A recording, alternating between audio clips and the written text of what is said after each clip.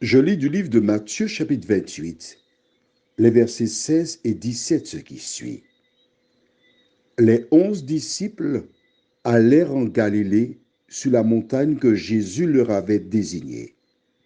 Quand ils le virent, ils l'adorèrent. Mais quelques-uns eurent des doutes. Prions. Seigneur, nous te remercions infiniment pour ta parole. Nous découvrons une référence qui indique que les disciples, certains, ont adoré Jésus. Merci pour ta parole, Seigneur. Merci parce qu'elle nous éclaire. Aide-nous à comprendre, à réaliser, accepter la vérité, nous t'en prions, au nom de Jésus et pour ta gloire éternelle. Amen. Note avec moi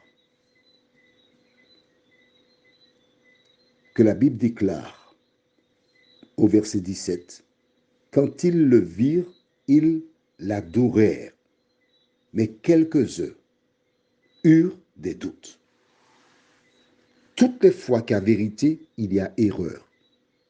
Toutes les fois qu'il y a parole de Dieu, il y a le doute.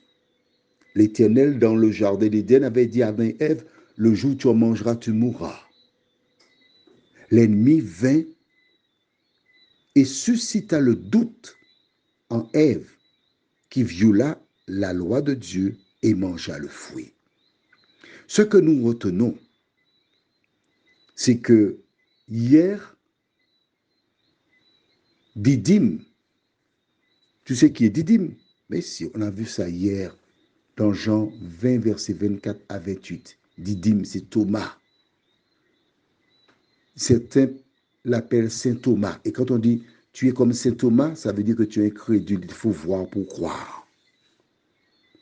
Didyme a appelé Jésus mon Seigneur, mon Dieu. Et je veux croire qu'il faisait partie de ceux qui ont adoré Jésus.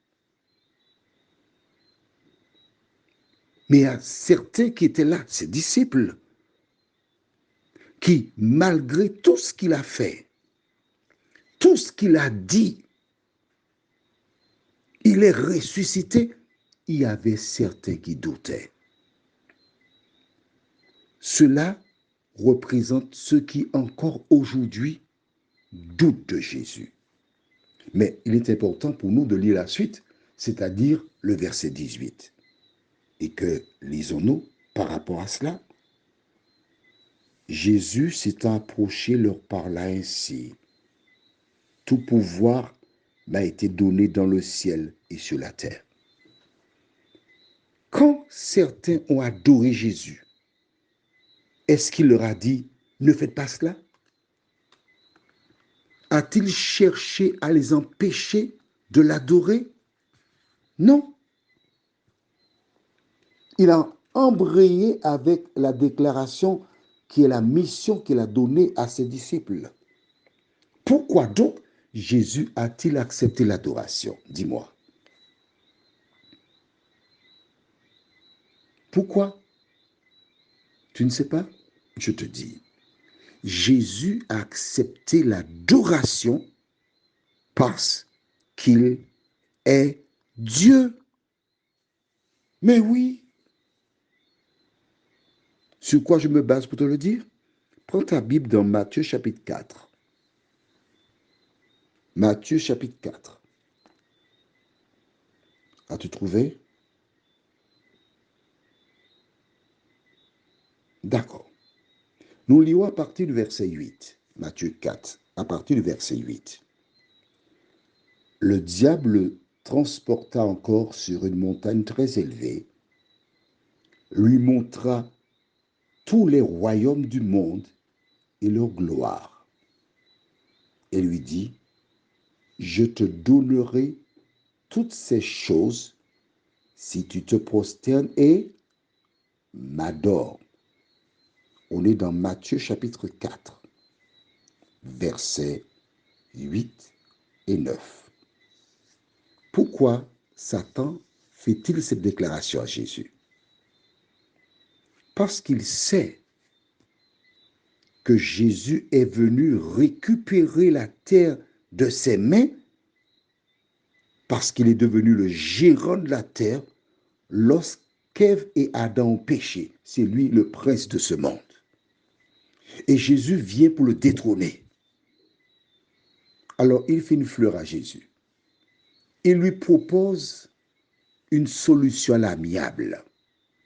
Si tu te prosternes et m'adores, je te donne tout cela. Quelle est la réponse de Jésus? Verset 10. Jésus lui dit, retire-toi, Satan, car il est écrit, tu adoreras le Seigneur ton Dieu et tu le serviras lui seul. Verset 10 de Matthieu chapitre 4. Dans Matthieu chapitre 4, verset 10, Jésus rappelle à Satan que c'est seulement Dieu qui doit être honoré, pourtant adoré, pourtant il accepte que des disciples l'adorent. Pourquoi? Parce qu'il est Dieu.